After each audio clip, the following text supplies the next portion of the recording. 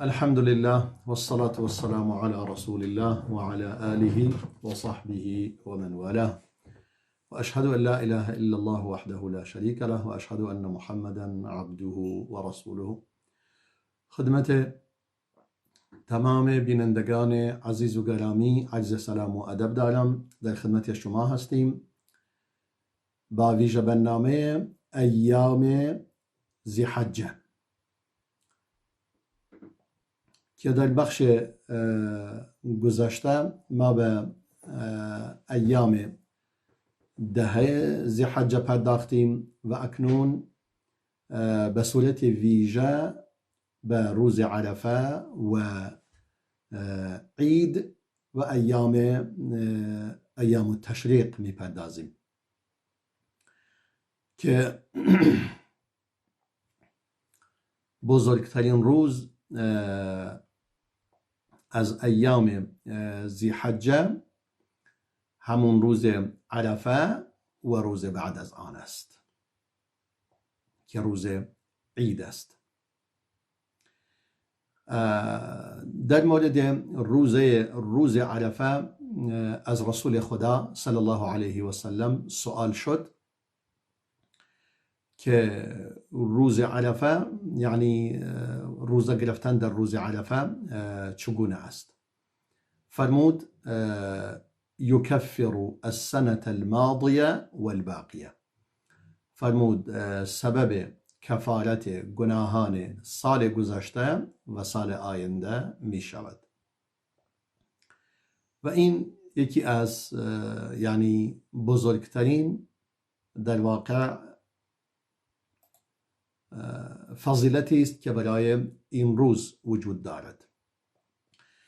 و ما در حدیث دیگری داریم که بعضی از همسران رسول خدا صلی الله علیه و سلم بیان می کنند که رسول خدا صلی الله علیه و سلم یصوم 9 من ذی الحجه. میگه رسول خدا صلی الله علیه و سلم 9 روز ذی‌حجه روزه می گرفت. 9 روز یعنی 8 روز اول که میگه 8 روز اول به اضافه روز نهم که روز عرفه است. ولی اینم را عرض کنم که روزه گرفتن روز عرفه برای غیر از حاجیان، یعنی حجاج بیت الله در هنگام حج اونا نباید روزه بگیرن، برای اونا عید است، همچنان که بیان خواهیم کرد. اون حدیث امام مسلم روایت نموده بود که بیان نمودم و اکنون این حدیث دیگر که میفرماید 9 روز ذی‌حجه روزه میگرفت امام نسائی و امام ابو داود و امام احمد و امام بیهقی روایت کردند. اما حدیثی که امام مسلم و امام ترمذی و ابو داود و ابن ماجه و امام احمد روایت میکنند که ام المؤمنین عایشه میفرماید ما رأیت رسول الله صلی الله علیه وسلم صائما فی العشر قط. میگه من ندیدم رسول خدا صلی الله علیه وسلم 10 روز ذی‌حجه هرگز روزه باشد. من چنین چیزی ندیدم. این بیانگر این است که این چیزی که او میفرماید او ندیده، اما بقیه همسران مثلا یا یکی دیگر از آنها اینو مشاهده نموده و دیده.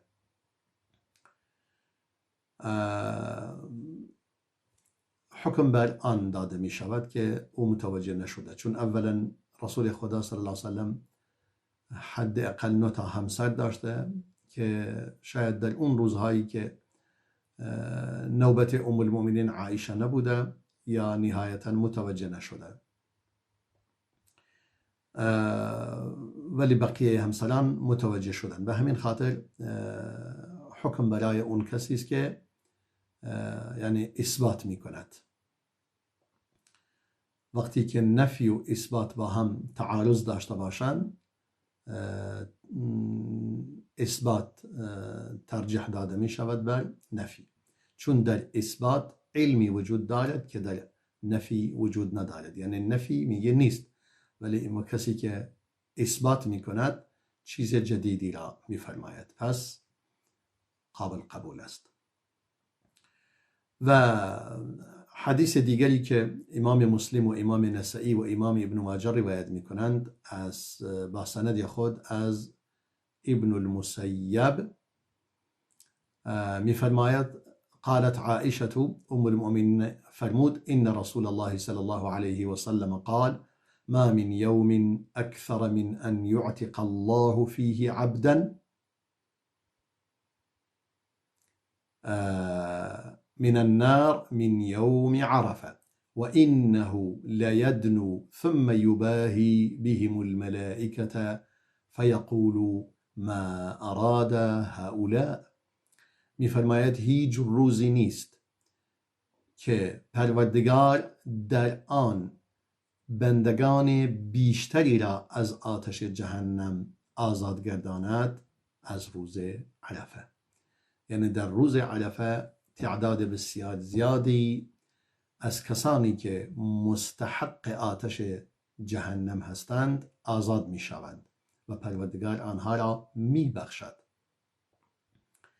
یعنی امکان دارد منظور این است که اونها قبل از روز عرفه مستحق آتش بودند، اما در روز عرفه چون دعا کردند و نیایش کردند و عبادت کردند و از خدا درخواست کردند و توبه کردند، پروردگار همه آنها را میبخشد. یا اصلا بس به فضل خودش تعدادی را میبخشد دیگه با توجه به علم و حکمت خودش.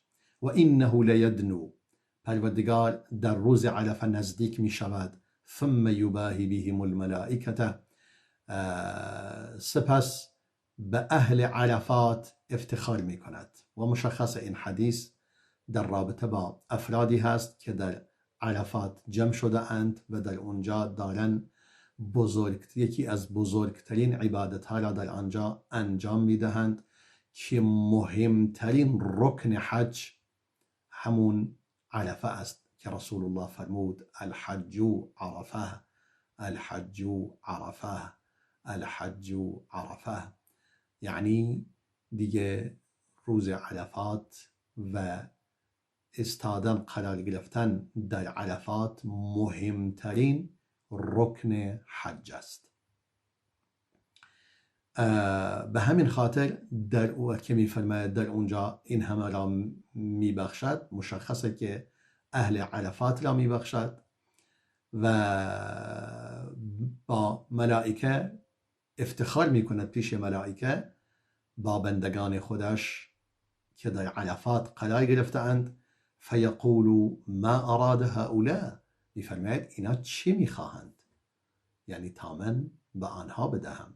یعنی انگار هر چی بخواهند به آنها داده خواهد شد.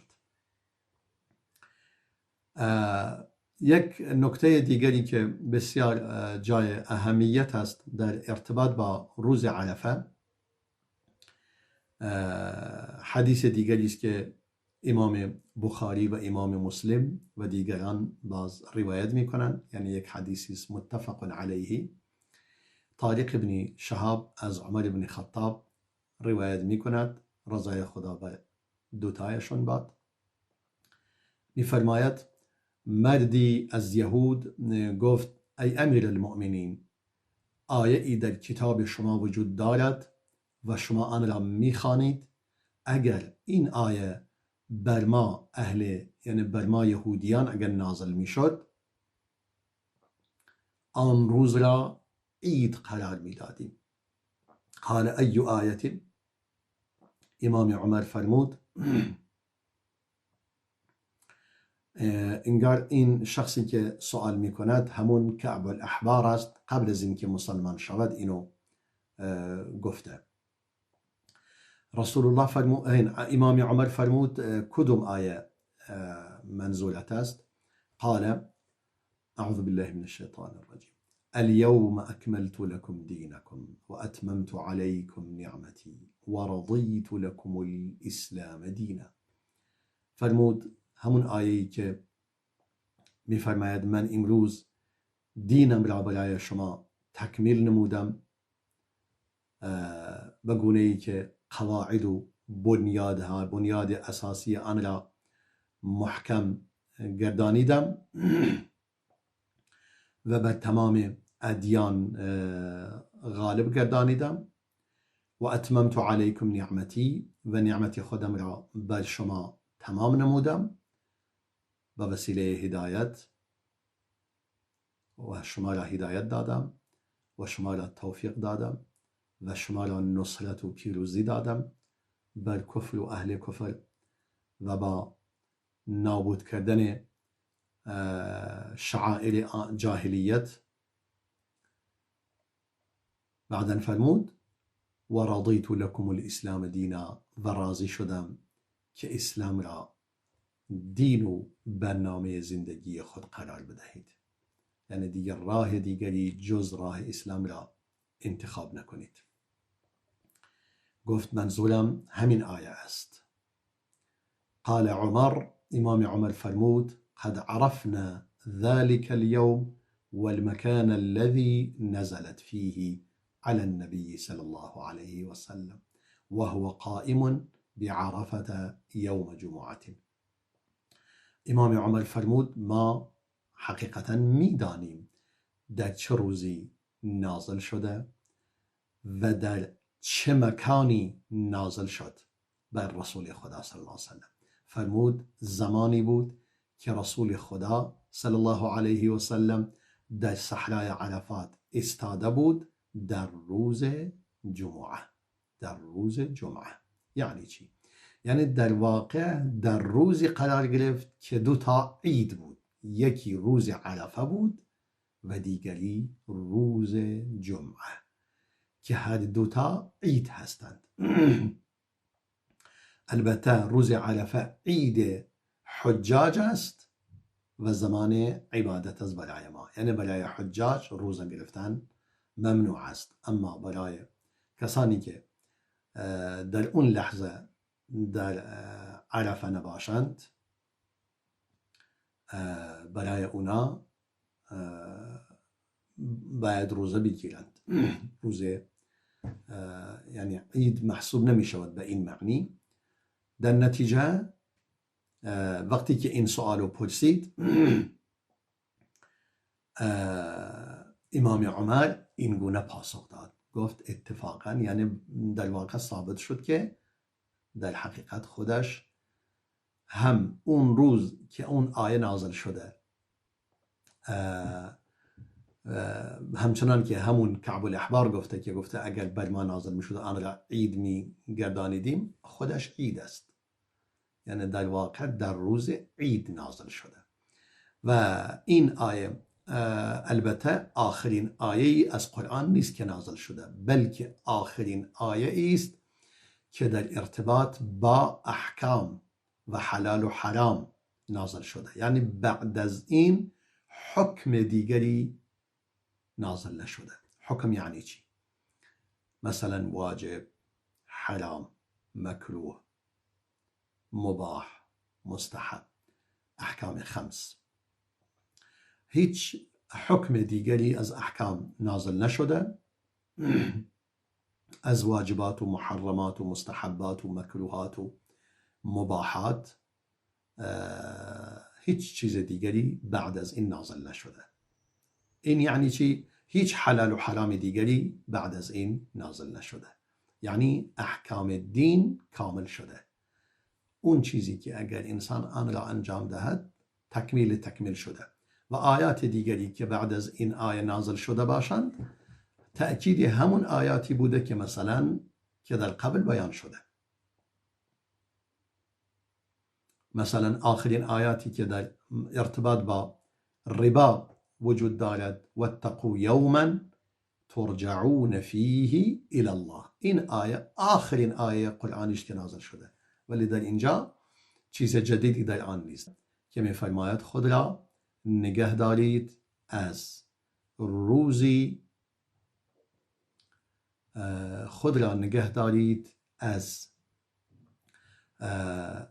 یعنی بترسید از روزی که در آن به سوی خدا باز میگردید.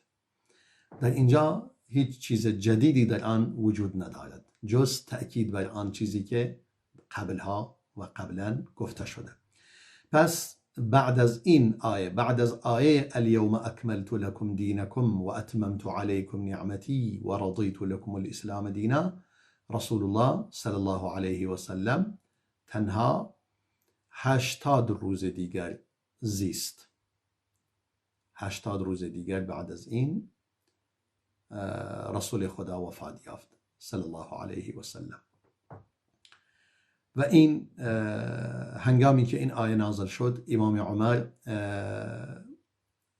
گریه کرد و به گریه افتاد. گفتند چرا گریه می کنید؟ فرمود زیرا دیگه بعد از کمال چیز دیگری وجود ندارد. یعنی در اینجا متوجه این شد که بعد از این کمال چیزی دیگری نیست مگر اینکه دوباره از اون کمال کاسته شود. یعنی گفت بعد از کمال دیگه ما چیز بالاتری نداریم جز نقص. یعنی الان از این به بعد احتمال این هست که کسانی این دین را به صورت کامل نگیرند بلکه به صورت ناقص به آن عمل کنند و آن را بگیرند و کامل آن را عمل نکنند. اکنون وقتی آن است و این بیم این می رود که وقتی که دین کامل شده دیگه نیازی به پیامبر صلی الله علیه و سلم دیگه نیست. یعنی وحی تمام می شود و وحی قطع می شود. و قطع وحی، یکی خود قطع وحی خودش جای نگرانی است. دوم این است که رسول خدا صلی الله علیه و سلم از این دنیا خدا حافظی می کند. در نتیجه منظور این بود که این هم یکی از فضائل روز عرفه هست که آخرین آیه که در ارتباط با احکام است در روز عرفه نازل شده. حالا این که ما گفتیم روز عید است دلیلش رو ذکر می کنم. امام نسائی حدیثی را برای ما روایت می کند در زیر این باب. می فرماید النهی عن صوم یوم عرفه. می فرماید نهی از روزه گرفتن در روز عرفه. یعنی این چیزیست نهی شده که انسان در روز عرفه روزه باشد برای حجاج. حدیث را نقل می کند از عقبه ابن عامر، میگه رسول خدا صلی الله علیه وسلم فرمود این یوم عرفه یوما و یوم النحر و ایام التشریق عیدنا اهل الاسلام و هی ایام اکل و شرب. فرمود همانا روز عرفه و روز نحر یعنی عید قربان، روز قربانی، و ایام التشریق و 3 روز بعد از عید، این شد 5 روز. اینها عیدنا اهل الاسلام، اینها عید ماست، عید اهل اسلام است. و هی ایام اکل و شرب. پس این ایام خوردن است و نوشیدن است. برای حجاج ایام اکل و شرب است روز عرفه هم.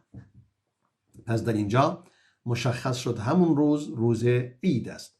و این که کعب الاحبار از به امام عمر گفت اگر بر ما نازل می شد اون روز را روز عید می کردیم، اصلا اون روز عید هست، روز عرفه هست و مسلمانان آن روز را روز عید تلقی نموده اند و در روز عید دارند، مخصوصا اونایی که اون عبادت حج را، یعنی خداوند متعال آنان را توفیق داده که حج را انجام دهند. در واقع حجاج بیت الله حرام دارن عید آنان است. یعنی فردا که روز دوشنبه است عید آنان است. این هم از این. یکی دیگر از فضائل روز عرفه و اصلا ایام این 10 روز، بلکه این کل این ایام ذی حجه، این است که یکی از ماه‌های حرام است که خداوند متعال فرموده تعداد ماه‌ها نزد پروردگار 12 ماه است در کتاب خدا.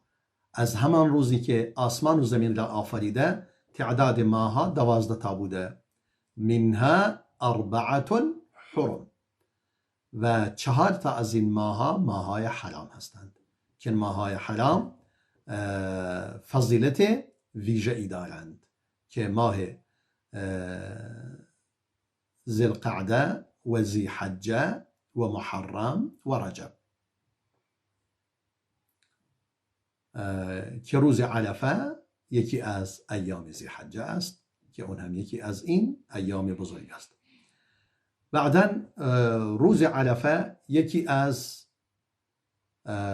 ایام حج هست که خدا فرموده الحج اشهر معلومات، حج چند روز معینی است و روز عرفه چون میگه حج چند ماه معینی است، یعنی در چند ماه معینی شما میتوانید احرام حج را ببندید.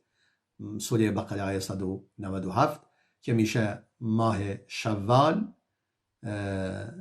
ذی‌قعده و ذی‌حجه که در این 3 ماه میتوانید احرام ببندید. البته ماه ذی‌حجه همون 10 روز اولش یا بگوییم 9 روز اولش، بهتر بگویم 8 روز اولش، یعنی باید حتما روز 8م احرام بسته باشید کسی که میخواهد حج کند. در نتیجه این هم یکی از این ماه‌های حج هست و مهمترینش هم هست. و روز عرفه یکی از اون روزهای معلومی است که پروردگار در کتابش آن را مدح نموده که در هفته قبل هم بیان نمودیم. لیشهدوا منافع لهم و یذکروا اسم الله فی ایام معلومات، تا مردم منافع خود را در آنجا مشاهده کنند و خدا را یاد کنند در روزهای معینی که گفتیم منظور روزهای معین روز 10 ذی‌حجه هست یا کمی با اختلاف تعدادی گفتند روز عرفه و بقیه ایام التشریق، یا بعضی گفتند روز عید قربان و بقیه ایام التشریق. به هر صورت در مجموع و تعداد بیشتری از علما گفتند تمام 10 روز ذی‌حجه مراد است. به هر صورت در هر صورت عرفه یکی از این ایام معلومات است و این فضیلت عرفه را می‌رساند. و یکی از اون 10 روزی است که پروردگار به آنها قسم خورده و لیال عشر، که قسم به شبش قسم خورده که امام ابن عباس فرمود این 10 شب منظور 10 شب ذی‌حجه است و امام ابن کثیر گفته این سندش صحیح است. یکی دیگر از فضائل این روز که گفتیم یکی روزه گرفتن که بیان نمودیم تکبیر گفتن است. تکبیر گفتن آغاز می شود از اول، البته به صورت عموم میتونید تکبیر گفته شود از اول ذی‌حجه تا آخر ایام التشریق، اما به صورت ویژه بعد از نمازها از تکبیر گفته می شود از فجر روز عرفه، یعنی از نماز طلوع فجر روز عرفه وقت تکبیر گفتن آغاز می شود تا آخر ایام التشریق. اینها نکات بسیار مهمی بودند و بیانم کردیم که عرفه یکی از مهمترین رکن حج است. به این مقدار در مورد عرفه اکتفا می کنیم. با ما همراه باشید، میان برنامه نگاه می کنیم و باز هم در خدمت شما خواهیم بود. خداوندا نگاهم کن چقدر دور است و جا ماندم، همه اهل دلان رفتند، من از یاران جدا ماندم. ز بس غرق گنه بودم، به غفلت فرصتم کم شد. به خود چون آمدم دیدم، مرا یک نقطه عالم شد. در آن یک نقطه جایی نیست برای زندگی کردن. تمام است فرصتم یا رب برای بندگی کردن. ولی هرگز نمی بازم امیدم را به این زودی، به امیدی که دریابی مرا از کام نابودی. هنوز هم روشن است شمع امیدم کنج این خانه، ز جام رستگاریم بنوشان یک دو پیمانه. خداوندا دلم دایم ز عشقت مست و لبریز است. چقدر عشقت خدای من بر این بنده دلانگیز است. نمیخواهم در این دنیا گرفتار گناه باشم، در آن دنیا به پیش تو خدایا رو سیه باشم. مجال توبه میخواهم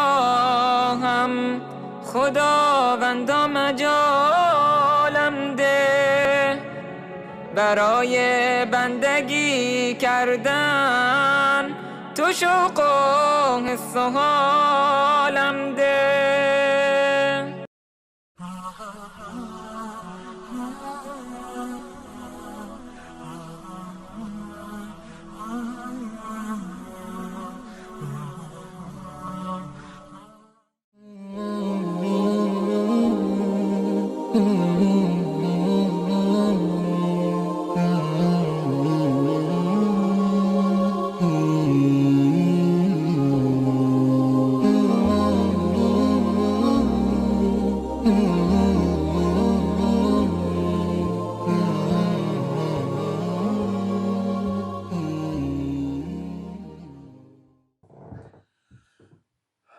با عرض سلام مجدد خدمت شما بینندگان عزیز و گرامی، اکنون به فضیلت و احکام و آداب روز عید میپردازیم، به صورت ویژه در مورد روز عید و ایام التشریق مطالبی را بیان میکنیم.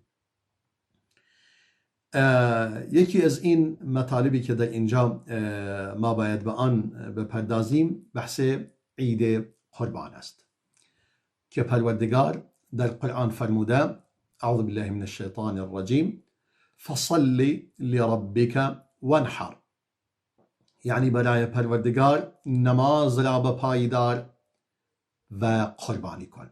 چون در اینجا اشاره به نحر نموده که نحرم روز عید انجام میگیرد، روز عید قربان، بر همین دلیل بسیاری از اهل تفسیر فصل لربک را حمل کرده اند بر نماز عید که در اینجا به آن دستور داده شده.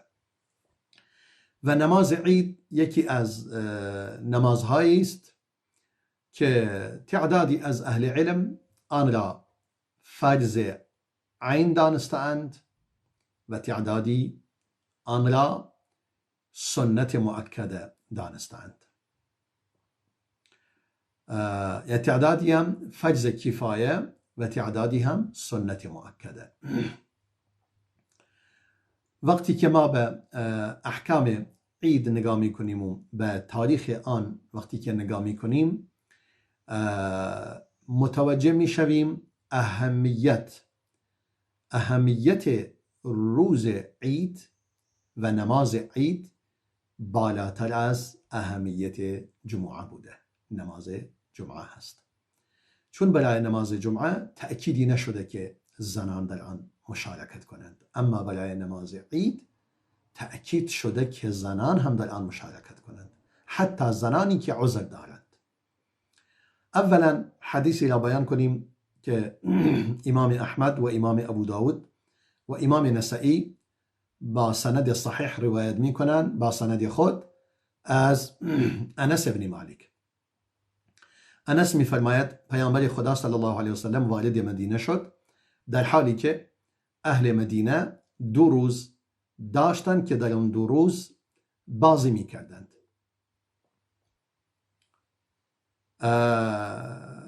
یعنی اون 2 روز یعنی در زمان جاهلیت روز عید اهل مدینه بود و تا زمانی که رسول الله وارد مدینه شد همچنان ادامه داشت. بعداً رسول الله فرمود پروردگار حالا این 2 روز را برای شما تبدیل نموده به 2 روز بهتری، روز عید قربان و روز عید رمضان.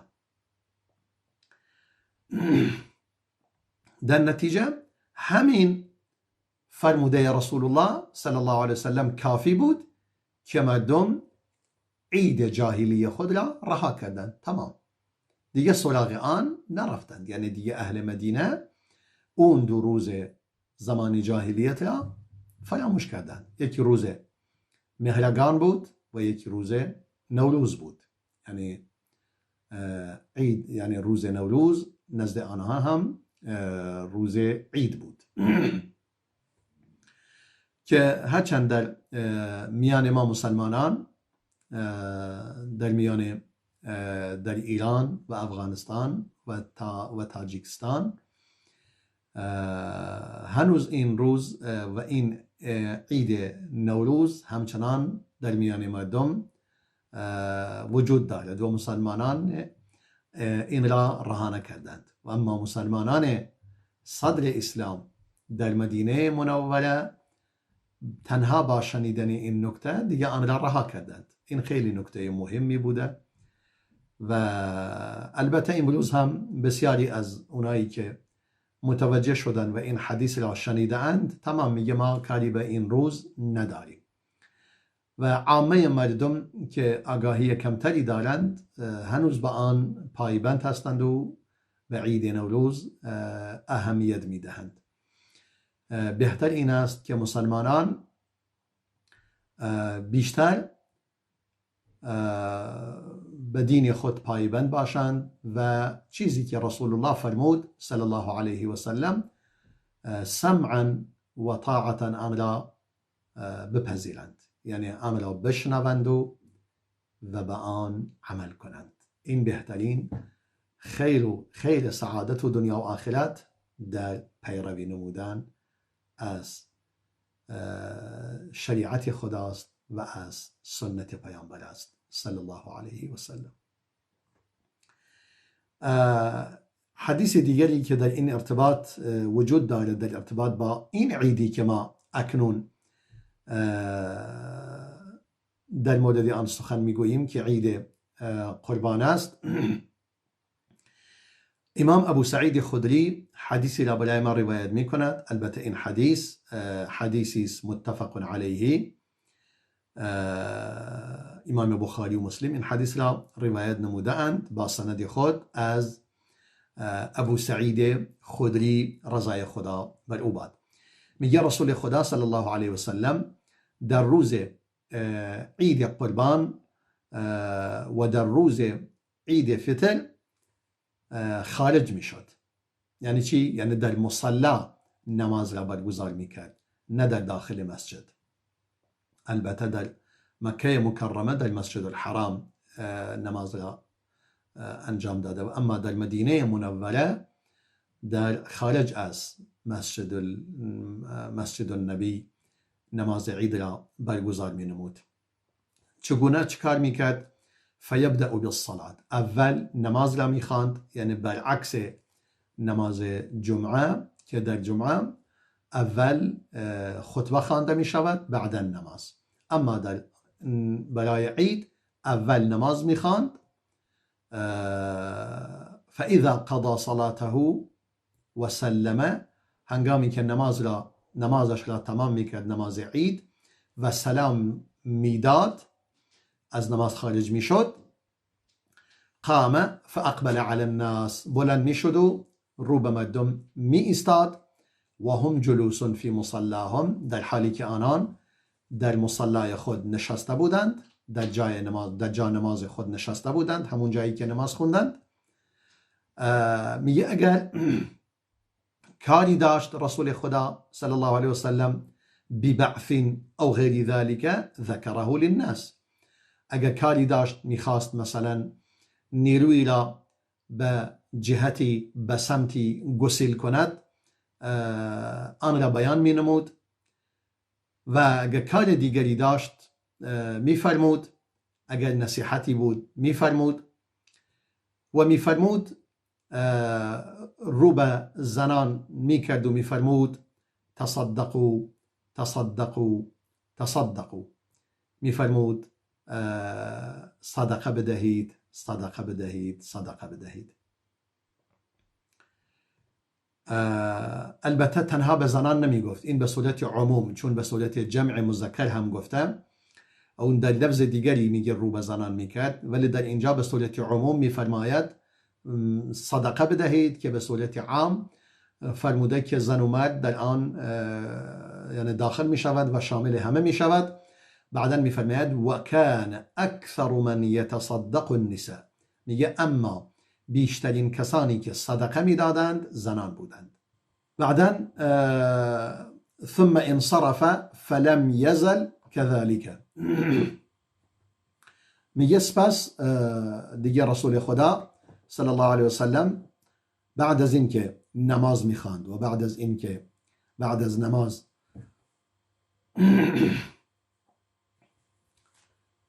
موعظه خود می نمود، یعنی نصیحت و خطبه خود را می خواند، دیگه می رفت. در این حدیث امام ابو سعید خدری می فرماید فلم یزل كذلك، میگه همواره این آداب عید این گونه بود، اول نماز می خوندن بعدا خطبه، تا زمانی که مروان بن حکم امیر مدینه شد. میگه منم رفتم خارج شدم به سمت مصلا در روز عیدی، مخاصرا مروانه حتی اتینا المصلا، یعنی منم در کنار مروان حرکت میکردم، ابو سعید خدری میفرماید، تا به مصلا رسیدیم. دیدم کثیر بن صلت منبری را درست کرده از گل و از آجر، با گل و آجر منبری را درست کرده برای مروان، و دیدم مروان تنازعنی یده، یعنی من دست مروان را گرفته بودم و همچنان به سمت مصلا که می رفتیم دیدم مروان دستم را می کشد، می خواهد دستش را از دستم جدا کند، که انه یجرنی نحو المنبر، انگار منو به سمت منبر می کشاند، و انا اجره نحو المصلا، منم دستش را می کشیدم که به سمت مصلا برای نماز خوندن، نه اینکه بالای بر منبر بالا برود. فلما رأيت ذلك منه قلت أين الابتداء بالصلاة، وقتی که من اینو دیدم گفتم پس اول نماز خواندن کجا رفت؟ مگه قرار نیست سنت رسول الله صلی الله علیه وسلم این نیست اول نماز خوانده شود؟ فقال لا یا ابا سعید قد ترك ما تعلم، گفت نخیر ابو سعید، اکنون دیگه این سنت ترک شده، یعنی اون چیزی که شما میدانید که سنت رسول الله است صلی الله علیه و سلم ترک شده. فقلت کلا والذی نفسی بیده لا تأتون بخیر مما اعلم. میگه منم گفتم نه خیر، به هیچ وجه چنین نیست. سوگند به کسی که جان من در دست اوست، شما بهتر از آن چیزی که من میدانم هرگز نخواهید آورد. 3 بار این را فرمود و ثم انصرف، انگار دیگه رفت. یعنی در اینجا مشخص می شود که ابو سعید خدری به شدت با این قضیه مخالفت نموده و حاضر نبوده که در اینجا حضور پیدا کند. که در اینجا از این حدیث ما برداشت می کنیم که سنت است نماز در مصلا خوانده شود، یعنی در خود مسجد خوانده نشود مگر کسی که عذری داشته باشد. در چنین شرایطی مثلا عذر، مثلا باران اجازه نمی دهد، هوا سرد است، مثل مناطق خودمون که هوا خیلی سرد است، یا بعضی مناطق که همیشه باران می آید و انسان امکان این رو پیدا نمی کند که در مصلا بخواند در فضای باز.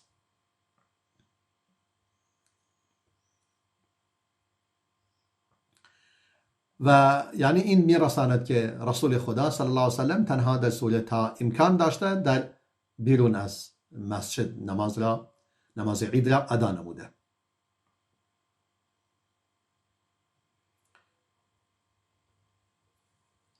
و امام علی، از امام علی نقل شده که دستور داد به فردی که برای مردم ضعیف که نمیتوانند خارج شوند در مسجد جامع روز عید نماز را ادا کنند، نماز عید، یعنی 2 رکعت از اونجا برای آنها بخواند.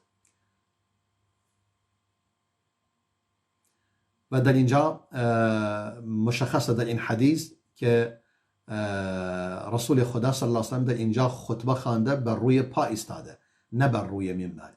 و این کار، یعنی در اینجا 2 تا کاری که در اینجا انجام گرفته و مروان بن حکم انجام داده، 2 تایشون هم خلاف سنت بوده. یکی این که بر منبر بالا رفته که خلاف سنت بوده، و یکی این که در داخل قبل از عید، قبل از نماز خطبه خوانده. و در اینجا مشخصه که رسول الله صلی الله علیه و سلم بر منبر قرار نگرفته.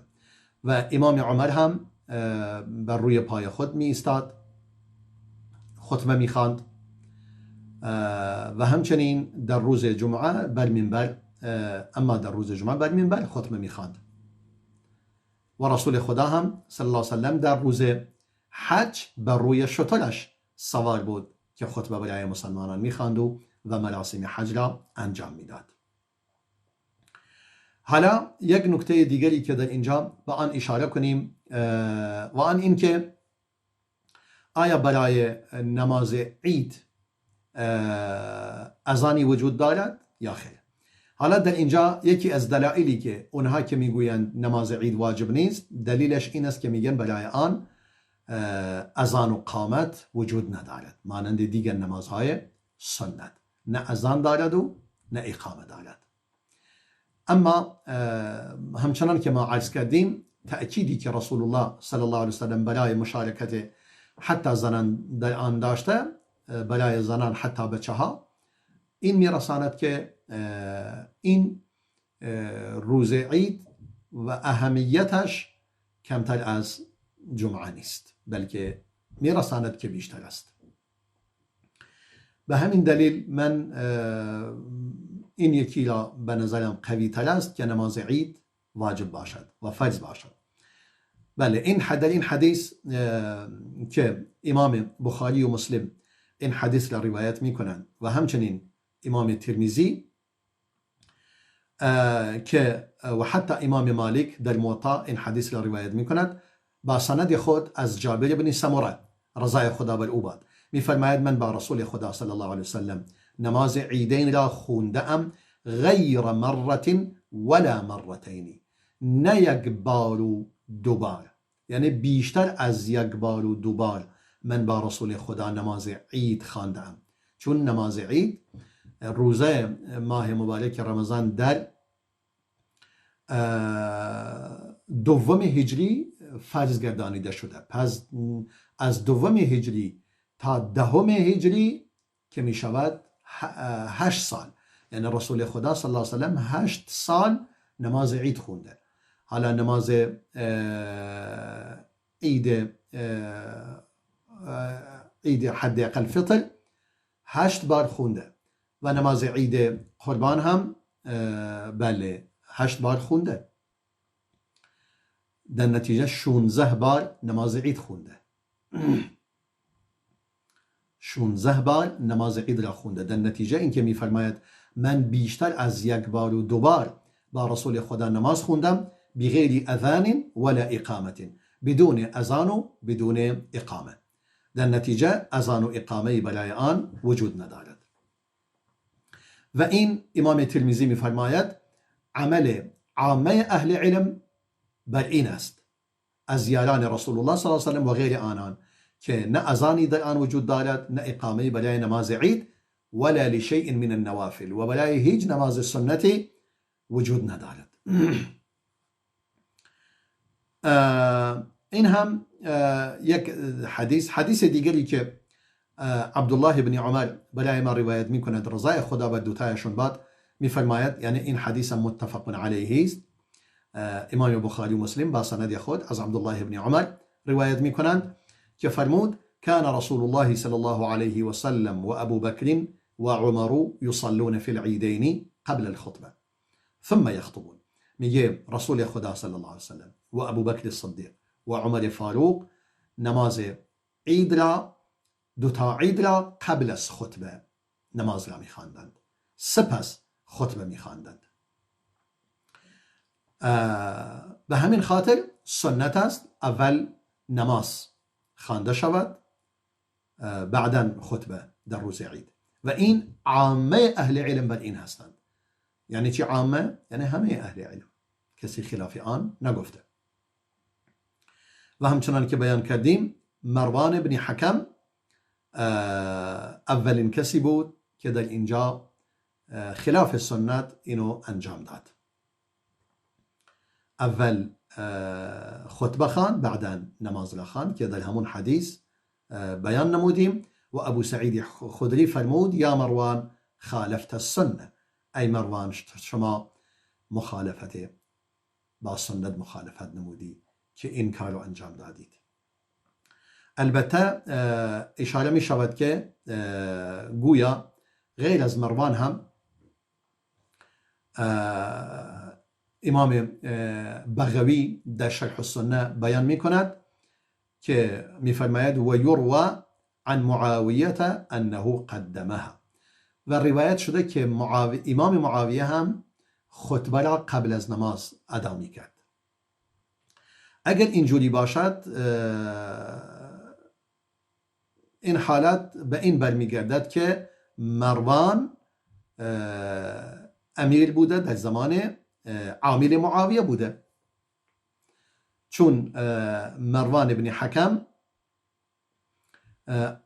یعنی یکی از والیان امام معاویه هم بوده، و بر این اگر ما اینو بگوییم یعنی در اصل امام معاویه اینو انجام داده و مروان هم چون عامل او بوده این کار رو انجام داده. یعنی این کار انگار مصلحت را در این دیده اند و مصلحتشون هم این بوده که میگفتن اگر ما خطبه را بخونیم مردم برای خطبه ما نمی نشینند، یعنی بعد از نماز ما باید مجبور هستیم مطالبی که لازم هست قبل از خطبه بیان کنیم تا مردم به حرف ما گوش کنند، وگرنه کسی نمی نشیند. این نکته مهم است. البته میگویند نقل شده که امام عثمان هم گاهی قبل از، چون ما در اون حدیث که بیان کردیم میفرماید رسول خدا صلی الله علیه وسلم و ابو بکر و عمر نماز را عیدین را قبل از خطبه میخواندند، و این اشاره به آن میکند که غیر از اینها خلاف آن انجام گرفته از غیر رسول الله صلی الله علیه وسلم و امام ابو بکر و امام عمر. میگویند امام عثمان هم گاهی خطبه را تأخیر میکرد یعنی بله خود اول خطبه را اول میخوان، بعدا چیز. اون هم در صورتی بود که مدتی که احساس کرد که مردم بعضی مردم به نماز نمیرسند. وقتی که نگاه میکرد که اول نماز میخواند تعدادی از مردم به آن نمیرسند و ما میدانیم که در زمان امام عثمان مقداری اهل مدینه خیلی بزرگتر شد و تعدادشون زیاد بود و گسترش بیشتری یافت. همچنان که ما دیدیم حتی برای نماز جمعه یک اذان دیگری مصلحت به عنوان یک مصلحت اضافه نمود. قبل از نماز جمعه در بازار، در زورا که منطقه بود، در اونجا بازار اهل مدینه بود، در اونجا امام عثمان یک خانه دیگری داشت. در اون خانه خودش در زورا خطبه برای مردم ایراد میفرمود، بیان میفرمود، عفوا اذانی در اونجا اذان میداد قبل از، یعنی به کسی را دستور میداد که در اونجا اذانی بگوید تا اهل بازار متوجه شوند امروز جمعه هست و زودتر بازار را تعطیل کنند و به نماز جمعه برسند. در نتیجه امام عثمان هم به همین دلیل که احساس میکرد اگر زودتر نماز عید را نماز را اول برگزار کند، متوجه میشد که تعدادی به نماز نمیرسند. به خاطر این اول میگفت خطبه را میخونیم تا مردم کاملا جمع شوند و بعدا در نماز مشارکت کنند و این کار هم در زمان امام عثمان انجام گرفته. پس امام عثمان چرا این کار رو انجام میداد؟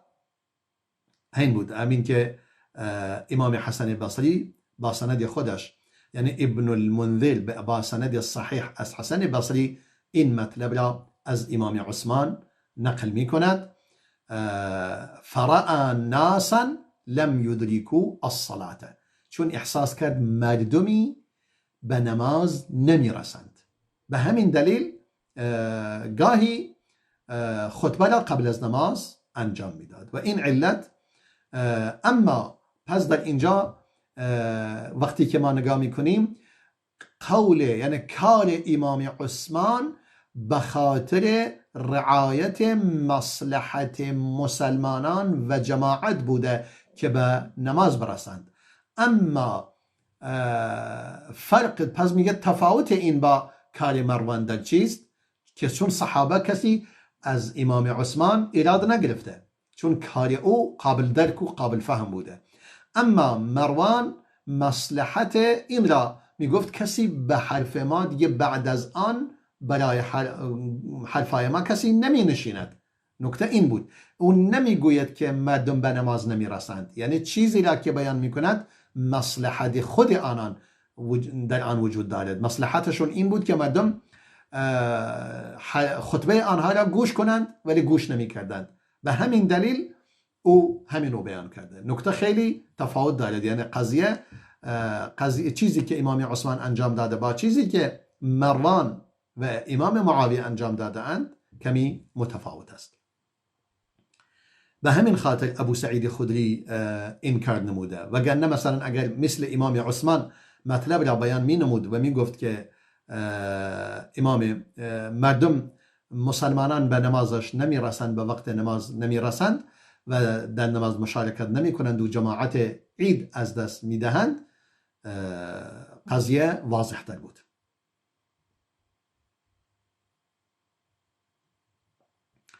بعدا در این حدیث باز امام ابن عباس می فرماید، یعنی امام ابن عباس می فرماید گواهی می دهم بر رسول خدا صلی الله علیه و سلم که او نماز را خواند قبل از خطبه در روز عید، سپس خطبه را می خواند. فرأى انه لم يسمع النساء، رسول الله صلی الله علیه و سلم متوجه شد که صدایش به زنان نرسیده، چون در فضای باز بودند و در این فضای باز تعداد نمازگزاران بسیار زیاد بودند از مردان و صدای رسول خدا صلی الله علیه و سلم دیگه زنان نمی شنیدند، چون زنان پشت مردان می نشستند در نماز عید. میگه فرأى انه لم یسمع النساء، احساس کرد که صدایش به زنان نرسیده است. فأتاهن فذكرهن ووعظهن وامرهن بالصدقه. پس میگه آمد پیش زنان و زنان را متذکر و یاد آور نمود و برای آنها نصیحت نمود و به آنها دستور داد به صدقه. و معه بلال قائل بثوبه هكذا، و بلال همراه رسول خدا رفته بود که لباسش را اینجوری جلوی خودش قرار میداد تا مردم پول را یا چیزی که میخواهند، صدقه‌ای که میخواهند در آن بیندازند. فجعلت المرأة تلقي الخرس والشیء. و میگه زنان شروع کردند که گوشواره های خود را در آن میگذاشتند و هر چیزی که داشتند، حتی بعضی بودن گوشوارهشان را از گوش بیرون می آوردند و میگذاشتند تو همون پارچه‌ای که بلال گرفته بود. بعضی بودن گردن بندشون، بعضی بودن دست بندشون بیرون می آوردند و می انداختند تو همون پارچه‌ای که بلال گرفته بود، همون لباس خودش بود. و یکی دیگر از این نکات که من در اینجا گفتم دلیل، یکی از دلیلی است برای اون کسانی که میگویند برای صدقه دادن زن واجب نیست که حتما از شوهرش سوال کند، هرچند در احادیث دیگری که با آن دستور داده شده یعنی نشانه این است برای حسن معاشرت کار پسندیده است که به همسرش بگوید. پس سنت است تکبیر گفتن در دو شب عید، چه انسان در حالت سفر باشد، چه در حالت اقامت باشد، چه در منزل خودش باشد، چه در مسجد باشد، چه در بازار باشد، بعد از و حتی بعد از رفتن برای نماز عید که صبح به سمت مصلی حرکت می کنند تا اینکه به مصلی می رسند و تا زمانی که امام حاضر می شود. و این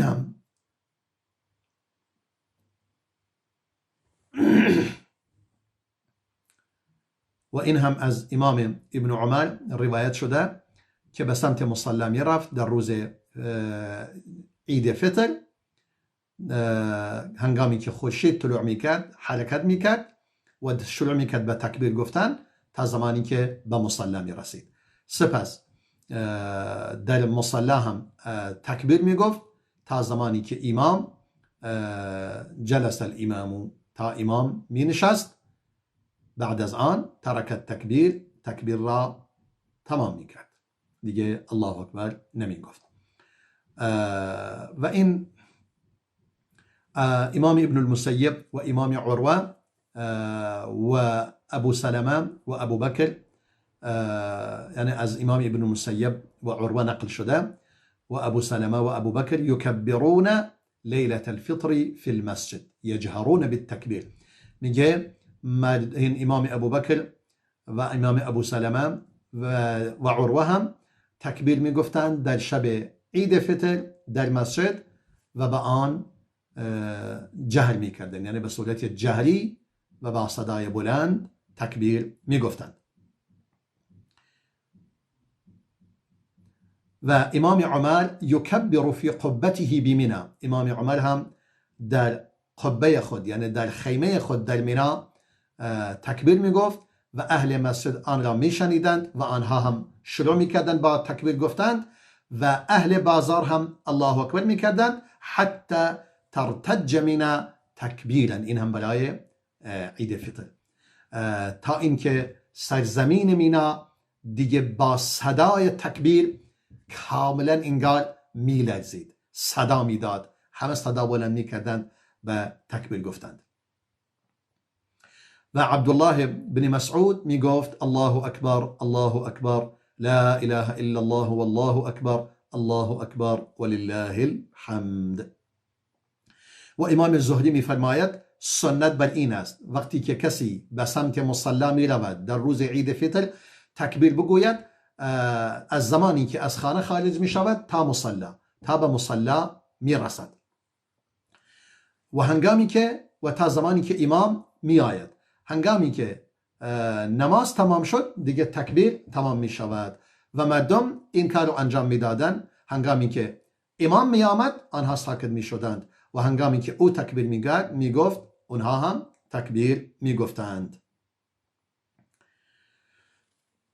و از عبدالله ابن عمر و ابو هریره هم روایت شده که در بازار خارج می شدند در ایام عشر تکبیر می گفتند و مردم هم با آنها تکبیر می گفت.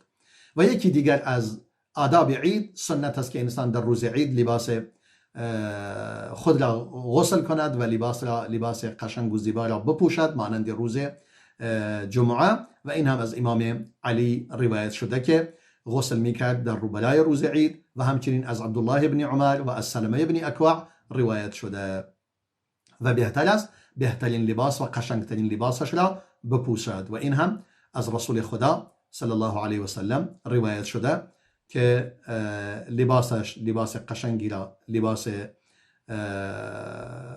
که میکان رسول الله صلی الله علیه و سلم یلبس یوم العید برده حمراء میگه رسول خدا صلی الله علیه و سلم در روز عید حتی یک عبای قرمزی میپوشید.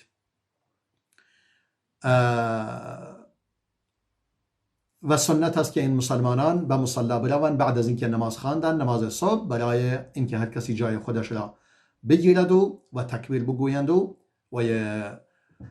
و امام وقتی که خارج می شود وقتی باشد که وقت نماز باشد، یعنی امام زمانی وارد مصلی می شود که وقت نماز است و اون هم زمانی است که خورشید به اندازه یک نیزه بالا بیاید، مثلا به اندازه 1 متر یا 1 متر و نیمی خورشید بالا بیاید، یعنی یعنی انسان از چشم که نگاه میکند احساس میکند 1 متر مثلا خورشید بالا اومده. اما بهتر است که در نماز برای عید قربان انسان زودتر خارج شود تا نماز را زودتر انجام بدهند و کسانی که میخوان قربانی کنند قربانی را انجام بدهند. اما برای نماز عید فطر که لازم نیست زود باشند توانند با تأخیر بیایند. دیگه کسانی که بخواهند قربانی کنند ظاهرا وقت ما به پایان رسیده است، خیلی هم طول دادیم. کسانی که میخواهند قربانی کنند بهتر است که از روز عید یعنی بعد از نماز عید آغاز می شود، بعد از اینکه نماز عید برگزار شد تا یعنی نماز عید روز 10 است، بعدا روز 11 12 و روز 13 تا قبل از غروب روز 13 می توانند قربانی کنند. در اینجا همه شما را به خداوند بزرگ و ذوالجلال می سپارم و امیدوار هستم خداوند متعال این عید را بر همه ما مبارک گرداند و بر همه مسلمانان مبارک گرداند و از ما قبول کند. والسلام علیکم و رحمت الله و برکاته.